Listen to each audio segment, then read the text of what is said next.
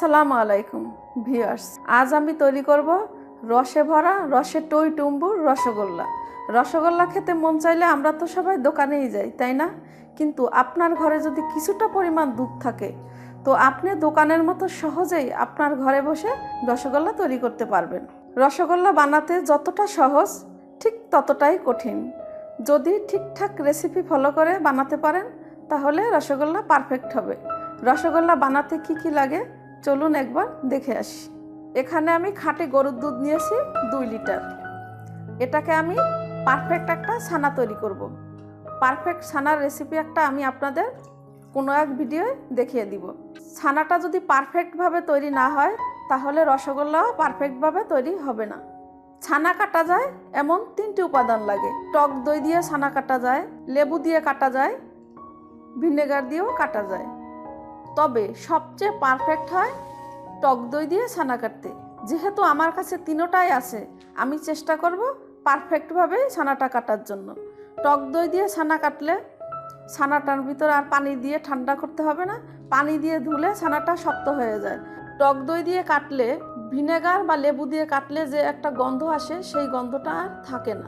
আপনারা ইচ্ছে করলে যে কোনোটা দিয়েই কাটতে পারেন, যেটা হাতের কাছে থাকবে সেটা দিয়েই কাটবেন। চলুন এবার ছানাটা কাটতে চলে যাই। ছানাটা ঢালার জন্য আমি একটা পাতিল নিয়েছি। পাতিলের উপরে একটা স্টিনার নিয়ে নিছি, তার উপর একটা পরিষ্কার সুতি সাদা কাপড় দিয়ে নিলাম। এটার পরে ঢালবো। সাদা কাপড় নিতে হবে, তা না হলে রং লেগে যেতে পারে। আমি ছানাটা কাটার পর সাথে সাথে আমি এই কাপড়টার পরে ঢেলে দিব। দুধটা ফুটে উঠতে শুরু করেছে, আর একটু ফুটলেই আমি টক দইটা দিয়ে দিব।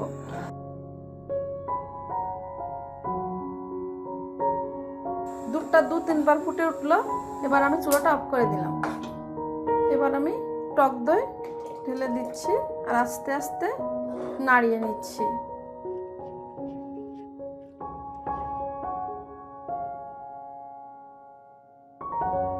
দেখুন ছানা কাটতে শুরু করেছে। আমি এখন বেশিক্ষণ রাখবো না, বেশিক্ষণ রাখলে শক্ত হয়ে যাবে। আমি তাড়াতাড়ি ঢেলে দিব। পানি আর ছানা আলাদা হয়ে গেছে, নীল পানি বেরিয়ে গেছে। এখন আমি ঢেলে দিচ্ছি।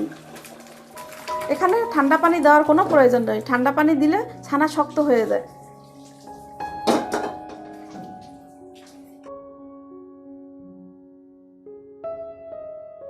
এবার আমি এটাকে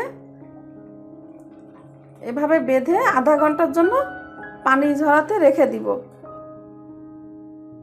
আমি এটা আমার সিঙ্কের কলের নিচে বেঁধে রাখবো। আধা ঘন্টা পর ফিরে আসব মিষ্টি বানানোর জন্য। ততক্ষণে পানিটা ঝরে যাবে। আধা ঘন্টা হয়ে গেছে, আমি ফিরে আসলাম। ছানাটা হয়ে গেছে, এটাকে এবার আমি মথে নিব। এই যে দেখুন, এই যে এভাবে হাতের সাথে মিশে যাচ্ছে, তার মানে ছানাটা পারফেক্ট ঠিকঠাকভাবেই হয়েছে।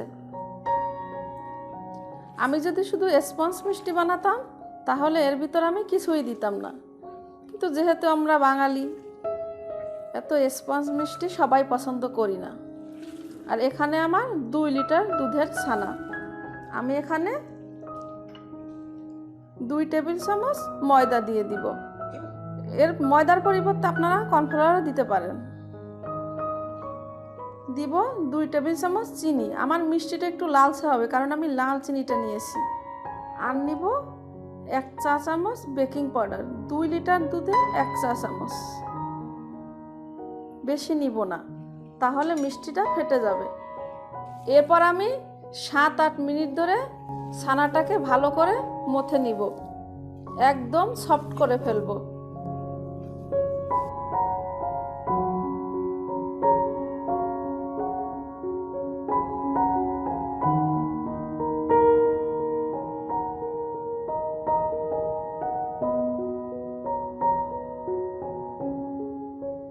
আমার মতো হয়ে গেছে।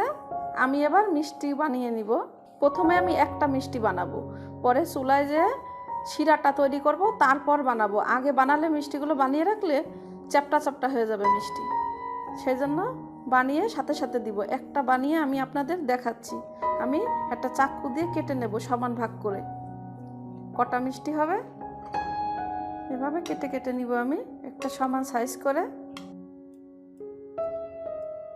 এভাবেই আমি সব মিষ্টিগুলোকে বানিয়ে নেব। আমি হাতে একটু ঘি মেখে নিব। একটা মিষ্টি বানিয়ে আমি আপনাদের দেখাচ্ছি।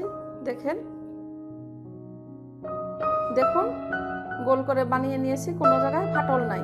ফাটল থাকলে মিষ্টিগুলো চিনির ভিতর দেওয়ার সাথে সাথে ফেটে যাবে। ফাটল থাকলে আমরা একটু ট্যাপ মেরে ফাটলটাকে ঠিক করে দিব। এভাবেই আমি সব মিষ্টিগুলো বানিয়ে নিব। এবার আমি চুলায় যাব শিরাটা তৈরি করতে। আমি এখন শিরা তৈরি করছি। 2 কেজি মিষ্টির জন্য 2 কাপ চিনি দিব। 2 কাপের একটু কম দিচ্ছি, এত লাগবে না। পানি দিব 6 কাপ। রসগোল্লা শিরাটা একটু পাতলা হবে। 2 এলাচ ফাটিয়ে দিলাম। এটা আস্তে আস্তে হতে থাকুক, এর ভিতর আমি মিষ্টিগুলোকে বানিয়ে নিব। ফুটে ওঠা পর্যন্ত অপেক্ষা করব।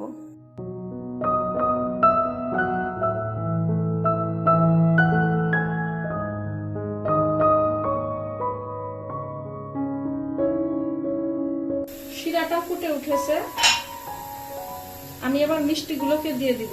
পাশে একটা হাঁড়িতে আমি গরম পানি রেখে দিয়েছি, মিষ্টি বানাতে ওটা লাগবে। এবার আমি এক এক করে মিষ্টিগুলোকে ছেড়ে দিব।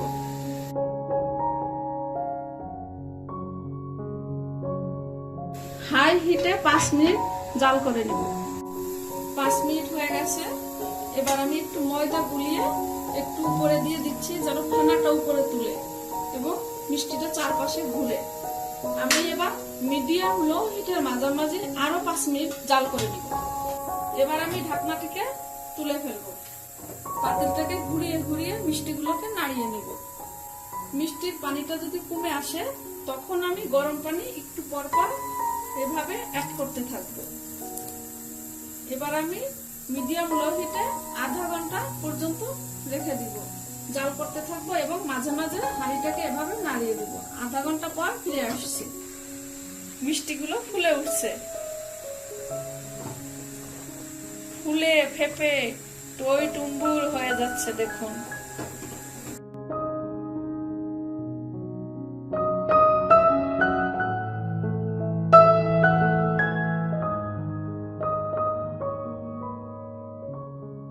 আমার মিষ্টিগুলো হয়ে গেছে।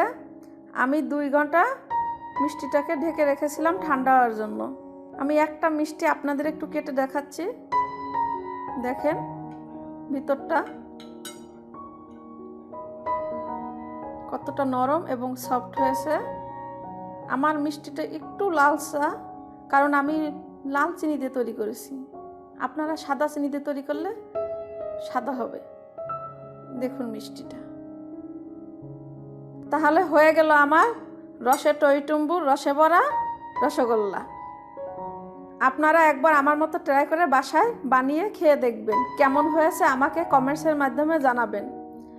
আমার ভিডিওটা যদি ভালো লেগে থাকে আমার চ্যানেলে যে একবার লাইক, শেয়ার, কমেন্টস এবং সাবস্ক্রাইব করতে ভুলবেন না।